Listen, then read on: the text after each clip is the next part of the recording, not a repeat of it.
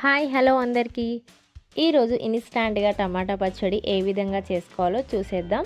ఒక్కొక్కరు ఒక్కో స్టైల్లో చేస్తారు. మరి నేను ఎలా చేశాననేది మీకు చూపిస్తాను. ఈ విధంగా ఒకసారి ట్రై చేసి చూడండి, చాలా టేస్టీగా ఉంటుంది. ముందుగా టమాటాలను ఒక 10 చిన్నవి తీసుకొని ఇలా కట్ చేసుకోవాలి. అదేవిధంగా 5 పచ్చిమిరపకాయలను తీసుకొని ఇలా కట్ చేసుకొని పక్కన పెట్టుకోవాలి. ఒక హాఫ్ కప్ నువ్వులు, 2 టేబుల్ స్పూన్ ధనియాలు, 2 టేబుల్ స్పూన్ జీలకర్ర, కొద్దిగా కరివేపాకు, కొద్దిగా కొత్తిమీర, 10 వెల్లుల్లి రెబ్బలను తీసుకోండి. స్టవ్ ఆన్ చేసుకొని సిమ్లో పెట్టుకొని ఒక కడాయి పెట్టి 3 టేబుల్ స్పూన్ ఆయిల్ వేసుకొని కొద్దిగా ఆయిల్ హీట్ అయ్యాక జీలకర్ర, ధనియాలు వేసుకోవాలి.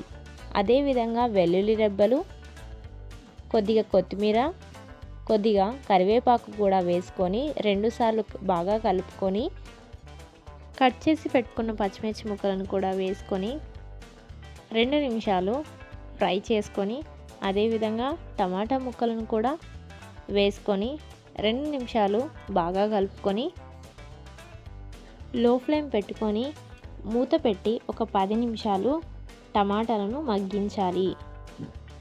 మధ్య మధ్యలో మూత తీస్తూ 2-3 సార్లు బాగా కలుపుకొని ఇప్పుడు స్టవ్ ఆఫ్ చేసుకొని ఈ మిశ్రమాన్ని చల్లారనియాలి. కొద్దిసేపు పక్కన పెట్టుకోవాలి. హాఫ్ కప్ నువ్వులను తీసుకొని మిక్సీ జారీలో వేసుకొని కొద్దిగా మెత్తగా గ్రైండ్ చేసుకోవాలి.